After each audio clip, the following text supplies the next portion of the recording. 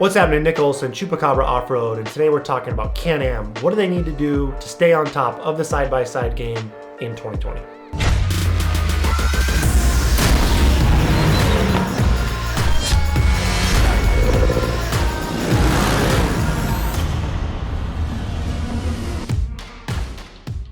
So I'll just say it, CanAm is at the top of the heap right now in the sports side-by-side market. I think they've done a great job with the X3 lineup. You've got the mud models, you've got the rock models, you've got some really good colorways, good price points, 2 and 4 seaters.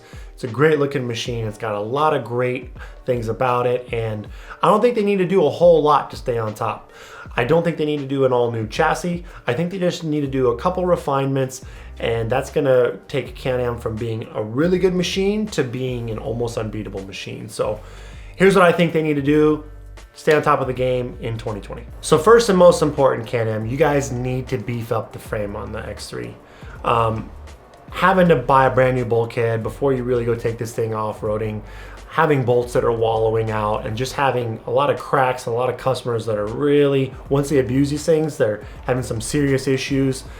It's just scary. It's scary having a vehicle that can go that fast in the desert with that much horsepower, that much shock stroke, and the frame is the weak link. And furthermore, that these are just really expensive things to upgrade when you first buy it. This is kind of a dirty secret of owning an X3. There's a lot of attention and some money you need to spend on the bulkhead, on beefier radius rods, potentially even a gusseting kit. So I think by far and large, that's the most important change. Vehicle's awesome. You know, like I said, so many good things about it. Great horsepower, really reliable transmission and belt, great suspension, but it's really, really scary how many of these things you see with the front ends folded in, and the fact that the front end isn't even double shear. Make those changes off the showroom floor. A lot of us are always gonna bump up to 32, 33 inch tires plus. A lot of CanAm guys, of course, are ECU tuning their vehicles. You know, I know that, yeah, theoretically it's not CanAm's fault. They're engineering the vehicle for the stock 29, 30 inch tires, but in the real world, this is what we want. This is what we expect. Make the frame a little bit beefier. Go have some beers with the Kawasaki engineers. See what they did with the KRX. Copy it. Make the suspension beefier as well, and everyone's going to be happy. Next up, CanAm, please address the bump steer on the front end. Now, shock therapy, a lot of other companies have addressed this with a tie rod kit where they can seriously mitigate the bump steer, which is measured to be almost 4 inches. And that's when the front wheels are moving around as a suspension cycles instead of being up and down. This adds to a lot of feedback in the steering wheel, and it's not good. It's definitely something on this high end of a vehicle, this expensive of a vehicle, should be fixed, especially when a lot of the aftermarket fixes are under $300. So CanAm, I'm not even saying you need to make the tie rods beefier, but just adjust the geometry as much as you can. Maybe you change the knuckles to mitigate that bump steer from the showroom floor. So next up, customers just love the XRC model. Why not give us a 4-seat edition? A lot of us down here in the Southwest, we're only gonna buy 4-seaters. Why not? I mean, everyone's willing to pay the money. The XRC looks amazing. CanAm, you really knocked it out of the park with the new colors, coming stock with the 32 inch tires, the skid plates, and all the upgrades. And 4-seat guys love that premium version. So I think CanAm, you should launch a 4-seat version next year. And I also think you should change the color halfway through the year. So when you launch model year 2021, come something really cool like that orange. And then around January, switch it up. You know, make it a little bit more limited, harder to get. So when you roll through orange, you'll roll back into a matte and blue. I think it's a beautiful side-by-side. It's a great branding piece. People love it every time we post it on Instagram. People just love that vehicle. So keep making it, keep doing what you're doing. Just add a couple more flavors to keep people excited. Next up, CanAm, I think all 172 and 195 horsepower models need to come stock with 32 inch tires.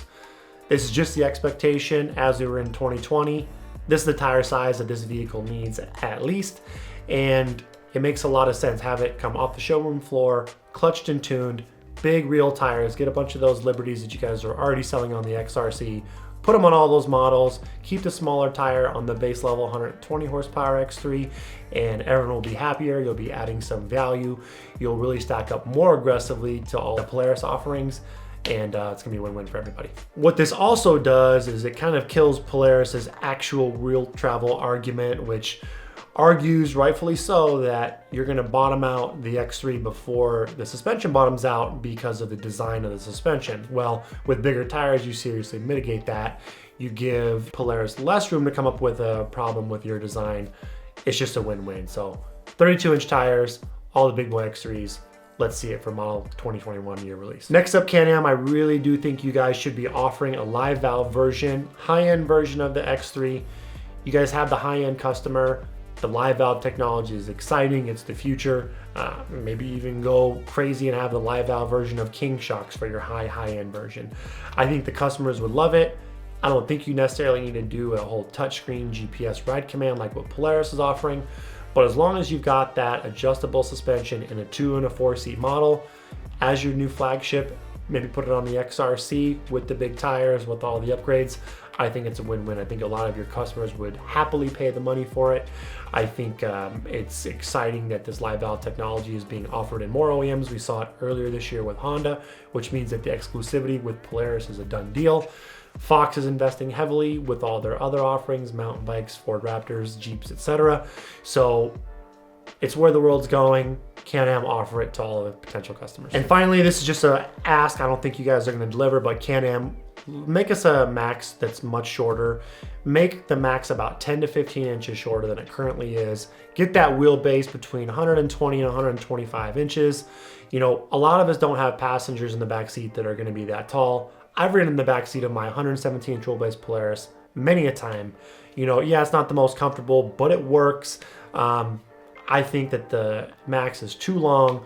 A lot of people who ride in different environments, tighter terrain, mountain terrain, tighter turns, it's gonna work better. You're gonna sell more units. The desert guys are gonna love it too. I don't think you really would lose any sales. I think you're just gonna pick them up. You're gonna give all of us a 4-seater that works better in a lot of different situations. CanAm, shorten that thing up about 10 inches. Let us know what you guys think, comment below, and if you like the content, please like and subscribe. We've got a lot more coming your way.